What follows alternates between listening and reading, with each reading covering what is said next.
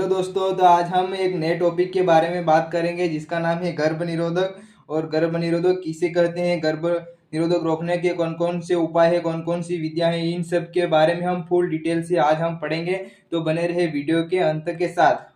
तो गर्भ निरोधक किसे कहते हैं गाइस, इसके बारे में हम जानेंगे। गर्भ निरोधक जिसे बर्थ कंट्रोल के रूप में भी जाना जाता है, यानी कि गर्भ निरोधक है जिसका नाम है बर्थ कंट्रोल। इसके मतलब गर्भ निरोधक को बर्थ कंट्रोल के रूप में भी जाना जाता है। तो गर्भावस्था रोकने के लिए उपयोग किए जाने वाली विधि या उपकरण, मतलब जैसे कि गर्भ हो जाता है तो उसको कैसे रोका जा सकता है, कौन कौन सी विधियां हैं, इनके बारे में हम फुल डिटेल से पढ़ेंगे। तो गाइस बने रहिए।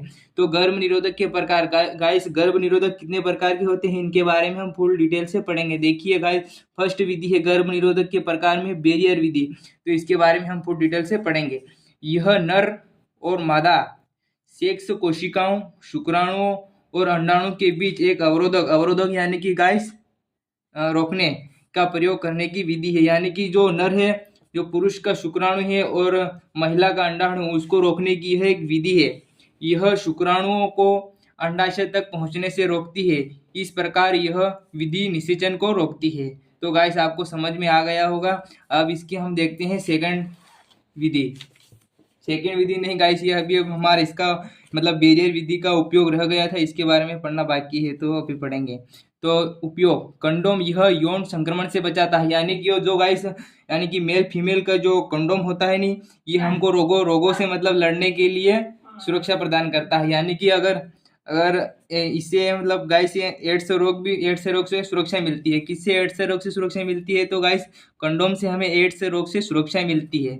उसके बाद गाइस सेकंड विधि आती है हार्मोनल विधि। हार्मोनल विधि किसे कहते हैं, इसके बारे में हम फुल डिटेल से पढ़ेंगे। तो हार्मोनल विधि गर्भ निरोधक गोलियों, मुख्य रूप से हार्मोन आधारित होती है और ये शरीर में हार्मोनल बदलाव गर्भधारण को रोकती है। जैसे कि प्रोजेस्टेरोन, एस्ट्रोजन दोनों हार्मोन को प्रभावित करती है। जैसे कि गाइस वो मतलब जो हार्मोन होता है, उनको हार्मोन को मतलब ये चेंज कर देती है गोलियां। इसे ही कहते हैं गाइस हार्मोनल विधि। और सेकंड विधि आती है अंत गर्भाशय उपकरण। तो अंत गर्भाशय उपकरण के बारे में हम पढ़ेंगे।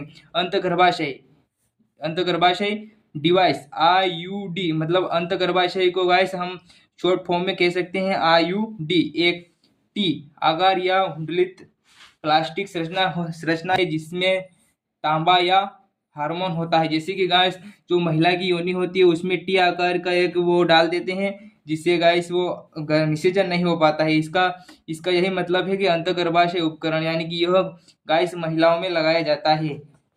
और होता है कॉपर IUD में मौजूद कॉपर शुक्राणु की गति में हस्तक्षेप कर देते हैं। हस्तक्षेप यानी कि जो पुरुष के शुक्राणु होते हैं उनको मतलब धीमा कर देते हैं।